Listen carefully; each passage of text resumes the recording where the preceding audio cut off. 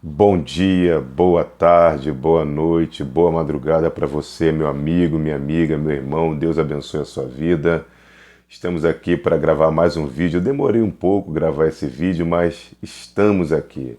Antes de mais nada, eu queria pedir que você possa curtir este canal, acionar o sininho de notificação para receber os novos vídeos e compartilhar para nos ajudar a desenvolver a palavra de Deus. Eu queria tratar com vocês de um tema importante: o quão idólatra eu sou.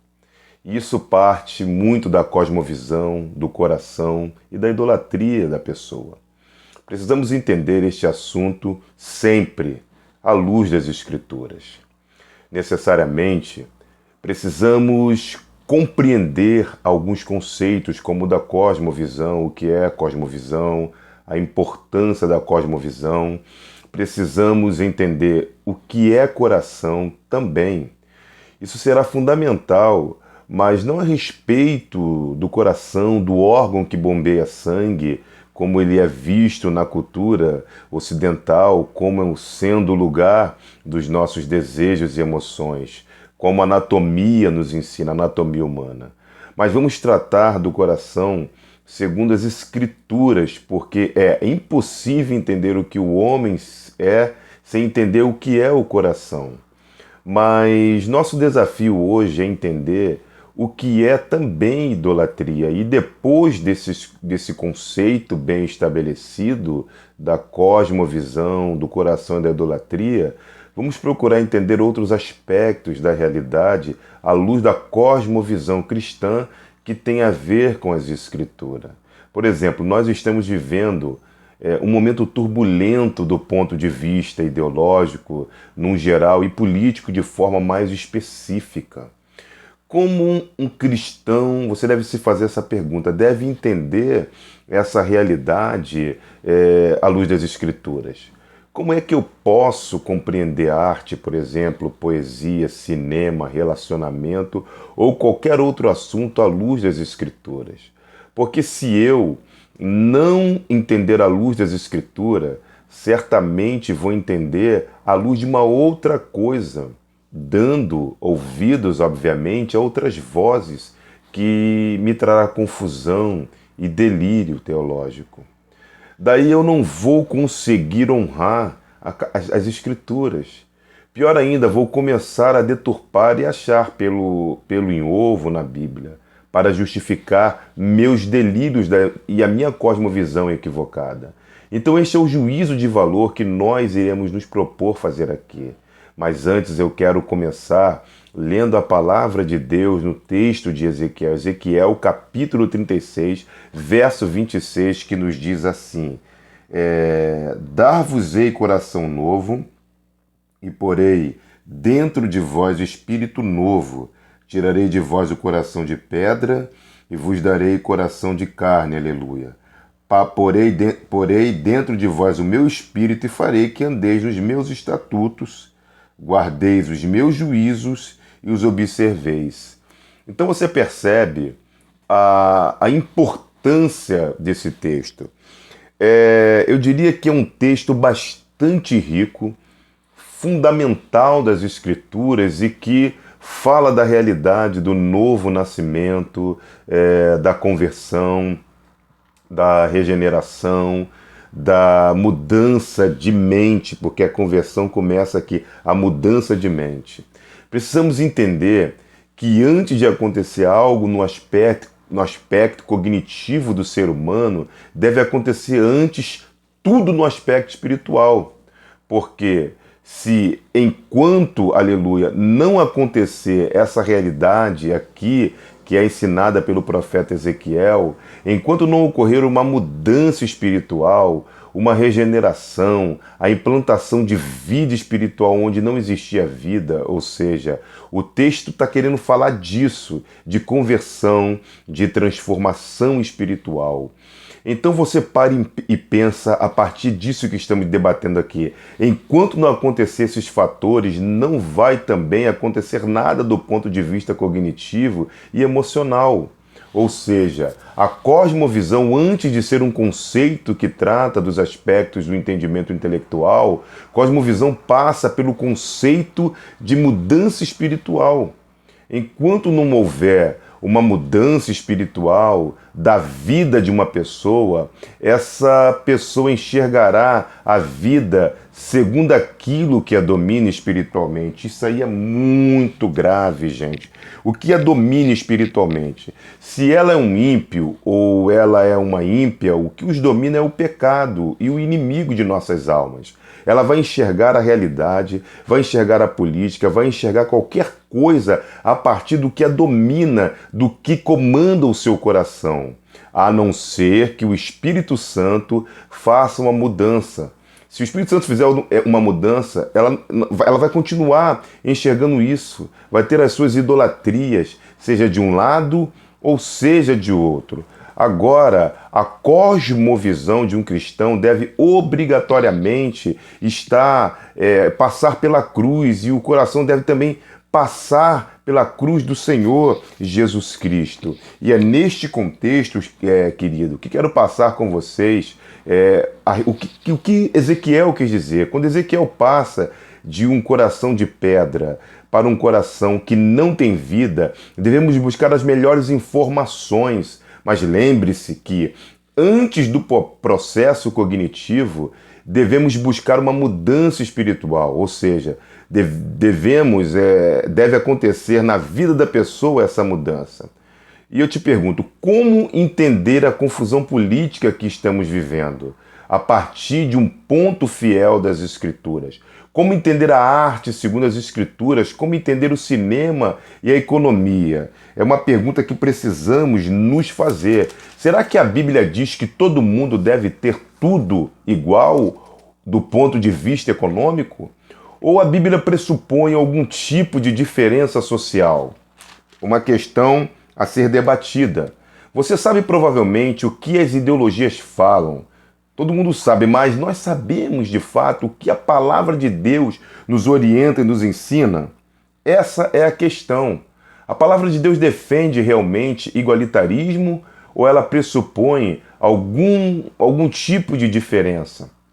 Vamos entender o que é cosmovisão de uma maneira simples. Vou explicar. Cosmovisão é a forma que nós, eu e você, vemos a realidade e a forma que nós interpretamos a realidade. É a forma que nós interpretamos acontecimentos, tendo como base os nossos princípios, as nossas ideias, as nossas crenças e os nossos amores mais fundamentais. Isso é a cosmovisão, basicamente, sem esgotar aqui o assunto.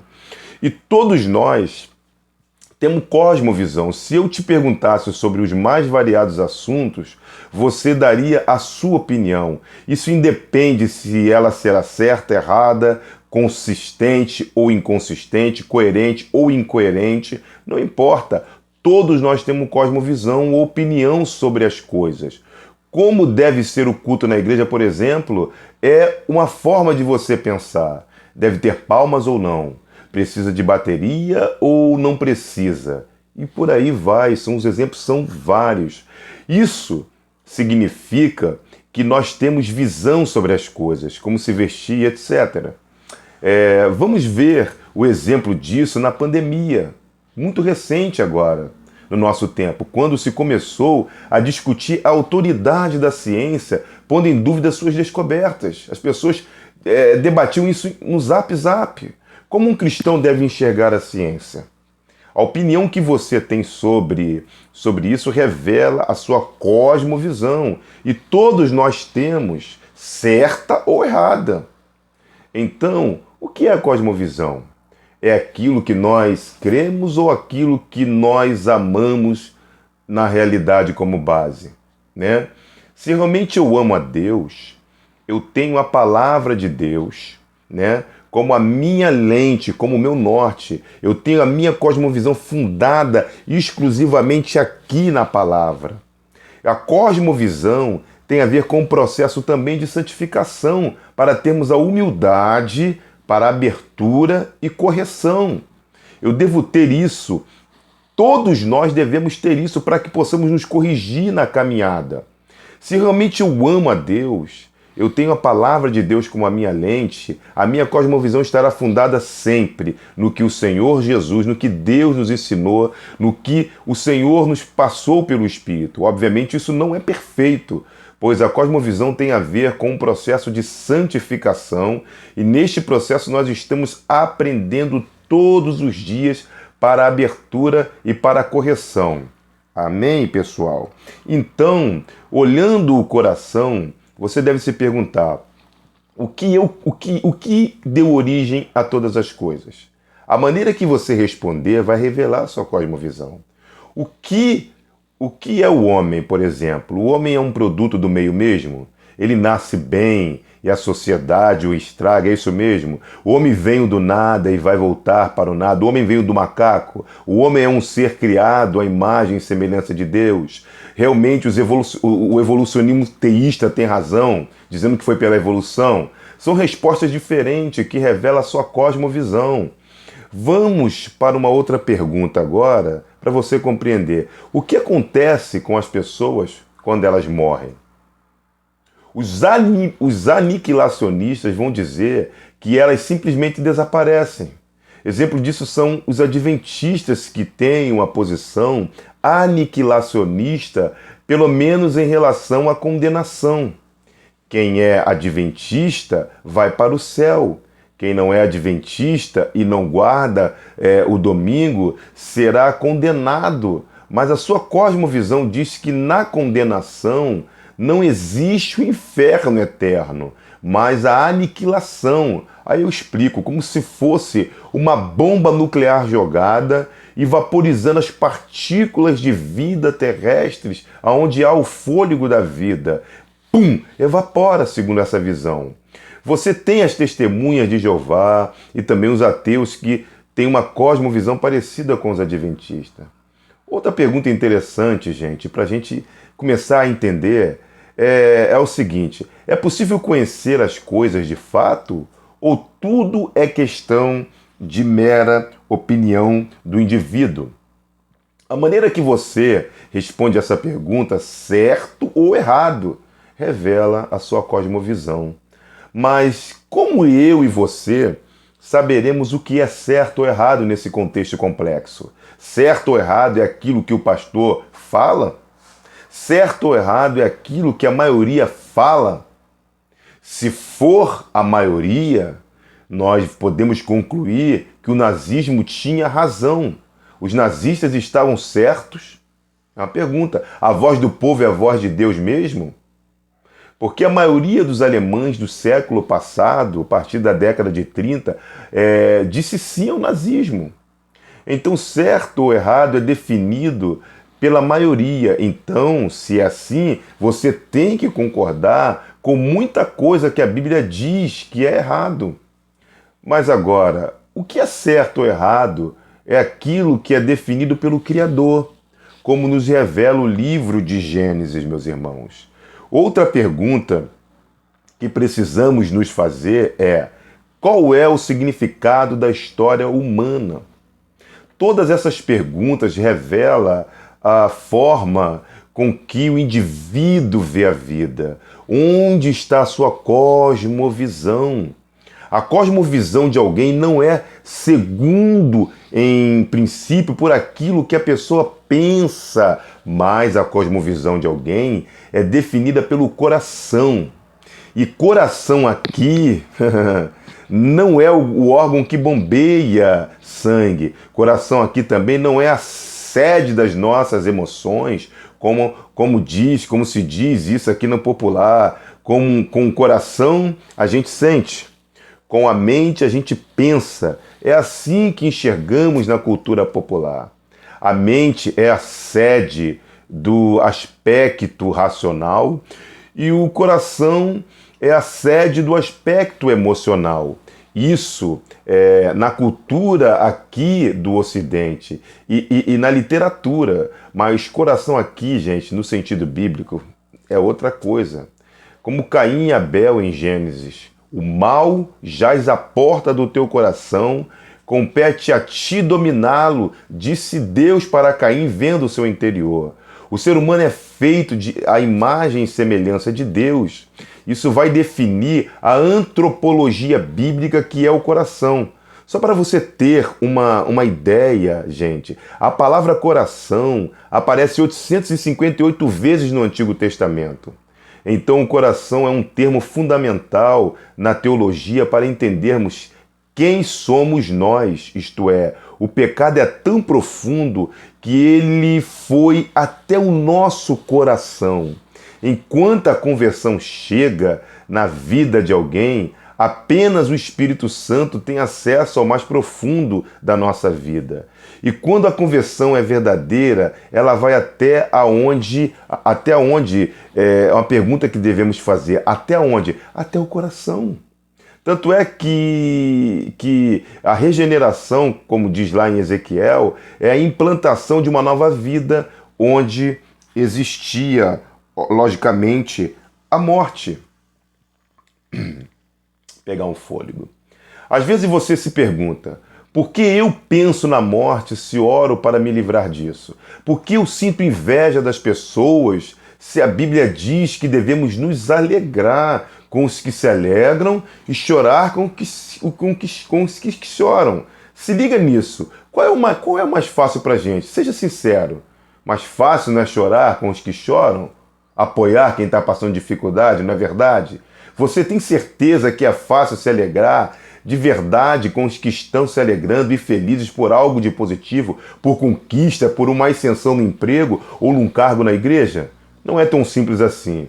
E quando acontece e é possível, o cristão convertido verdadeiramente já consegue fazer isso, mas apenas pela graça de Deus. Por isso nós somos dependentes desta graça.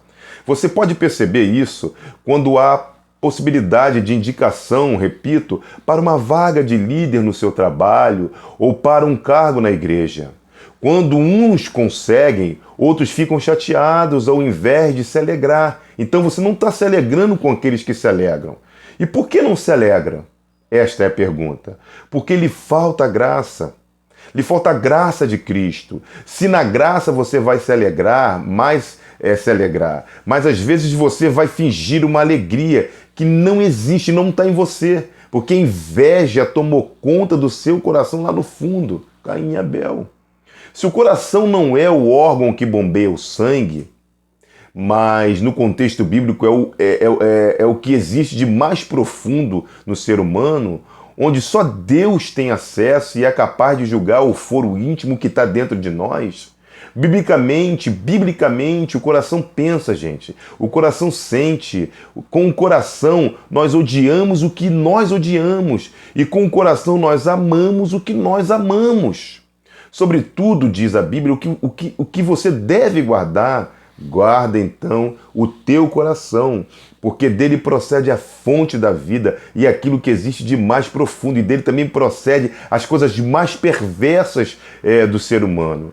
E se não houver uma mudança no mais profundo do nosso coração, nós vamos continuar idolatrando homens, idolatrando coisas, idolatrando posição de destaques e nos rebelando contra Deus, colocando pessoas no pedestal e também querendo estar no pedestal.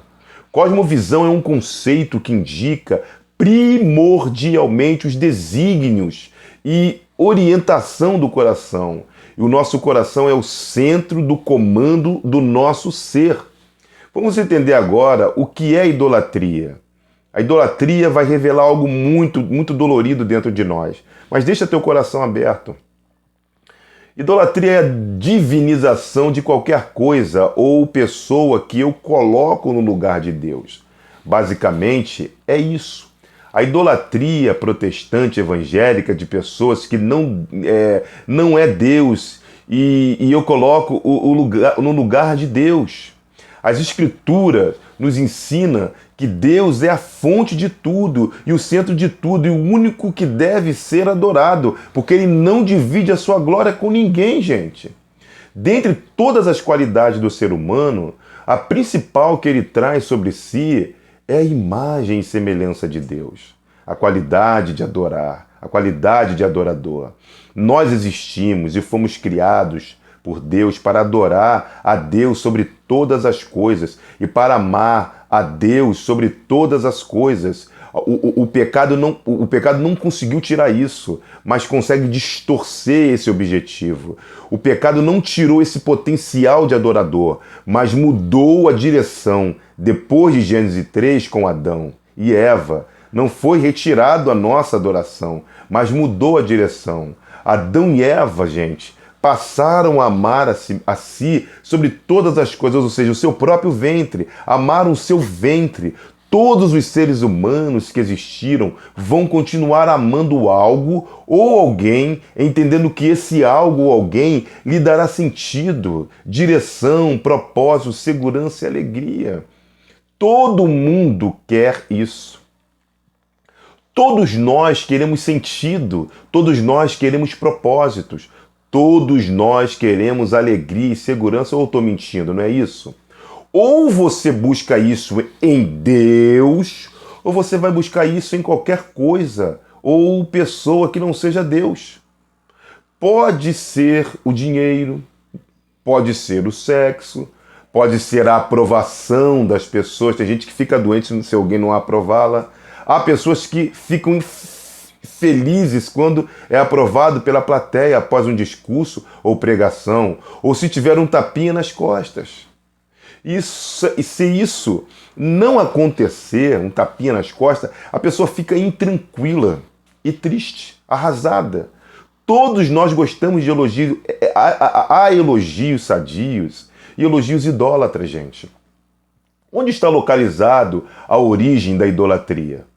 Vamos para o texto de Gênesis 3, que é um texto fundamental para diversos assuntos. Gênesis 3, do 1 até o 7, que diz assim: Mas a serpente mais sagaz de todos os animais selváticos que o Senhor Deus tinha feito, disse à mulher: É assim que Deus disse, não comereis de toda árvore do jardim. Foi aqui o versículo 1 do capítulo 3. Mas presta atenção, olha só, naquilo que Deus colocou como afirmação, a serpente coloca como uma interrogação. Vamos lá no 2 agora. Respondeu-lhe a mulher: do fruto das árvores do jardim podemos comer. A mulher rebate a serpente. Mas vem o 3 e diz assim: mas do fruto da árvore que está no meio do jardim, disse Deus, dele não comereis, nem tocareis nele, para que não morrais. Aqui, Eva já tem o entendimento distorcido do que Deus havia falado com ela. Vamos para o versículo 4. Então a serpente disse à mulher: é certo que não morrereis. Veja que a serpente está distorcendo a palavra de Deus. A serpente está enganando a eles por conta do ego. Veja no versículo 5 agora. Porque Deus sabe que no dia em que dele comerdes, se vos abrirão os olhos, e como Deus sereis conhecedores do bem e do mal. No versículo 6 diz assim: vendo a mulher que a árvore era boa para comer, agradável aos olhos, e a árvore desejável, comeu, deu também ao marido, e ele comeu. Então, eles se relacionaram, com uma voz que não era a voz de Deus. Isso está acontecendo com muita gente nos dias de hoje. No 7 diz: abriram então os olhos de ambos, e percebendo que estavam nus, coseram folhas de figueira e fizeram cintas para si. É a queda do homem. Este texto é a narrativa da queda, gente. Em Gênesis 1 e 2 não existia idolatria, Já aqui no capítulo 3, nós temos o início da origem da idolatria. Aqui foi a primeira vez que o ser humano deixa de dar ouvido à voz de Deus e passa a dar ouvidos a outras vozes. E quantas pessoas fazem isso, meu Deus do céu? Deixando a voz de Deus como centro de tudo em sua vida e fazendo de outras vozes o centro de sua cosmovisão. Por isso que a gente está vendo essa confusão. Eu diria que a adoração do próprio, ou uma definição para a idolatria no caso de Eva e de Adão. A primeira pessoa que uma pessoa idolatra, eu, você, é ela mesma. Sempre é assim, sempre foi assim, é só você ler a Bíblia. Por isso que nós podemos afirmar que toda idolatria, primeiramente, é egolatria. Quando eu cometo uma idolatria, o primeiro ser que eu estou idolatrando sou eu mesmo. É como se define a egolatria neste sentido de uma forma panorâmica aqui. Depois, eu uso o dinheiro para me servir e eu uso as pessoas para me servirem. Eu uso a aprovação para me servir e para me sentir bem, e o status para me servir. Mas a primeira pessoa que é idolatrada pelo idólatra, ela mesma sempre foi assim. As crianças lidam com isso, os adolescentes lidam com isso, jovens, senhor, senhora, o ímpio lida com isso, embora não saiba e não tenha consciência. Mas o cristão, gente, lida com essas questões também num grau, vamos dizer assim, de maior complexidade, porque lidamos com Deus, e aí que está a questão. E qual é a consequência da idolatria? É uma pergunta, tudo tem uma consequência. Ação e reação. É que agora, ao invés de dominarmos a natureza, nós somos dominados pela natureza.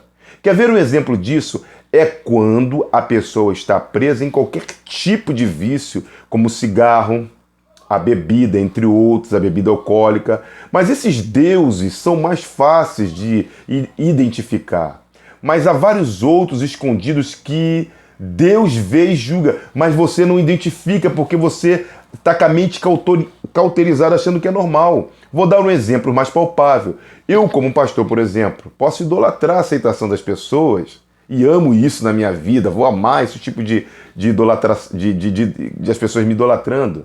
Quando se termina um sermão e se ninguém elogiar, eu posso me sentir tão mal, mas tão mal e desprezado que eu começo a ter a minha fonte de segurança, de aceitação, de sentido, de significado do chamado de Deus, mas não no chamado de Deus mais, mas agora na aprovação das pessoas. E quantas pessoas querem ser aprovadas pelas outras quando Deus já aprovou e Deus já chamou?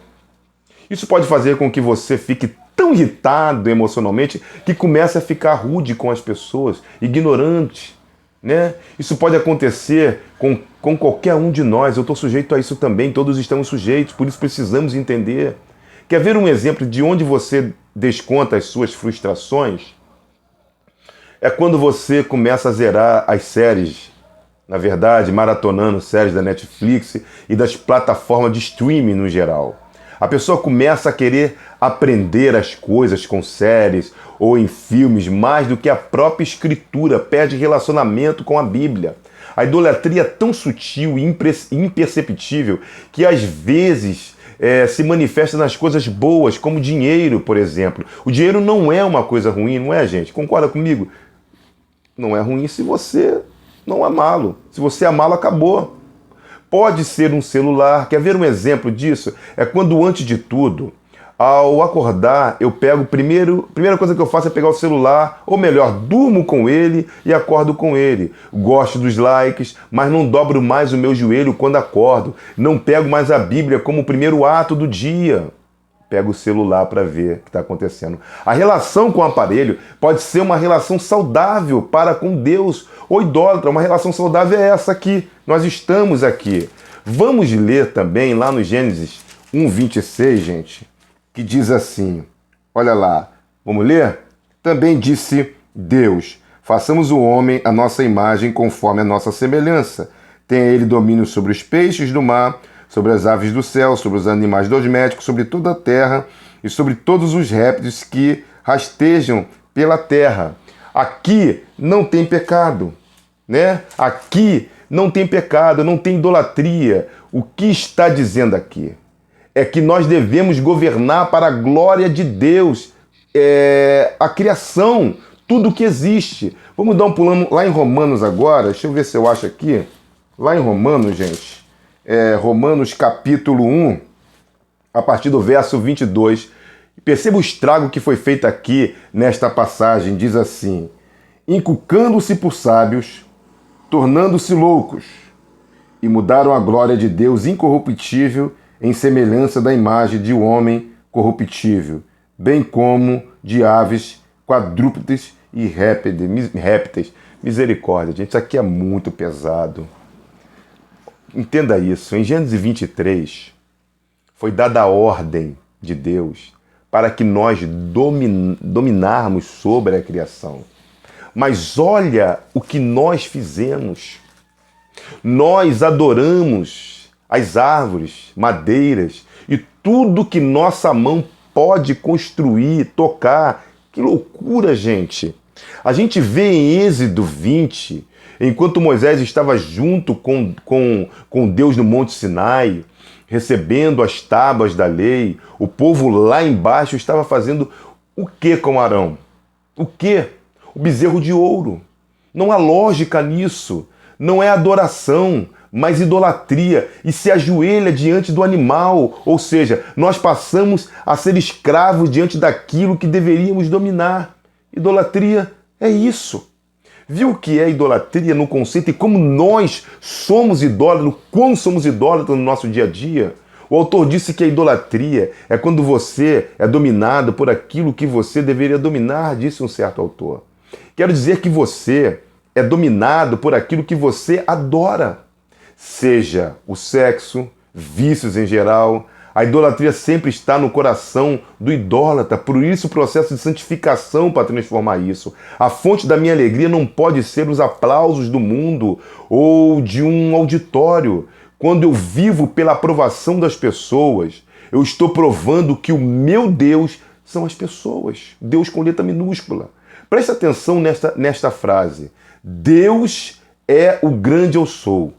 Ele é o grande eu sou, mas nós nos dias trocamos o grande eu sou pelo grande sou eu. Isso é idolatria, isso é egolatria. Pega esses princípios, por exemplo, como cosmovisão, todos nós temos. Você tem consciência do que você está pensando, do que seus pensamentos? Será que eu e você temos a certeza que nossa visão de mundo está baseada aqui na palavra de Deus? Sua visão de mundo está baseada com Cristo? Ou são os vídeos de WhatsApp que você recebe e acha que aquilo é absoluto? Tem gente decidindo suas vidas pelos vídeos que recebe via WhatsApp, TikTok, Instagram e etc. Percebe que a fonte não é boa, não é uma fonte baseada na palavra de Deus. E se estiver fora da palavra, estamos perdidos. Pior que isso, elas repassam a mentira muitas das vezes, contribuindo com as mentiras e com o diabo, que é o pai da mentira. As informações são na casa dos milhares, mas a profundidade com Deus é rasa e vazia. Precisamos compartilhar a palavra de Deus e não conceitos fora dela. Isso é um equívoco que custa a salvação do meu próximo e a minha própria salvação. Minha consciência política não pode estar baseada em meme de Facebook e vídeo de WhatsApp. Aí estou na lama mais profunda e movediça, num caudal de trevas quando assim faço. A Bíblia nos ensina sobre tudo o que deves guardar. Guarda o teu coração, porque dele procede as fontes da vida. Minha coluna está doendo muito. Gente, nosso filtro deve ser a palavra de Deus. A interpretação da realidade deve estar fundada única e exclusivamente na palavra de Deus. Deus nos chamou para adorá-lo, para exaltá-lo, para nos santificarmos, para que possamos ter uma intimidade com Deus e assim possamos identificar o que estamos idolatrando. Isso entristece a Deus porque Ele não vai e jamais vai dividir a sua glória com ninguém. A gente não tem que idolatrar lideranças, não temos que idolatrar pastores, cantores, políticos. Nós não devemos idolatrar ninguém que não seja Deus. Você foi feito à imagem e semelhança de Deus para simplesmente adorá-lo e exaltá-lo em sua vida. Eu peço que tu possas refletir sobre isso, que Deus te abençoe, te direcione e te ajude nessa jornada. Deus tem um plano contigo, querido, e Ele vai te levar aos céus se você passar a adorá-lo e deixar a idolatria de lado. Até o próximo vídeo. Curta e compartilhe para mim, para a glória de Deus. Amém.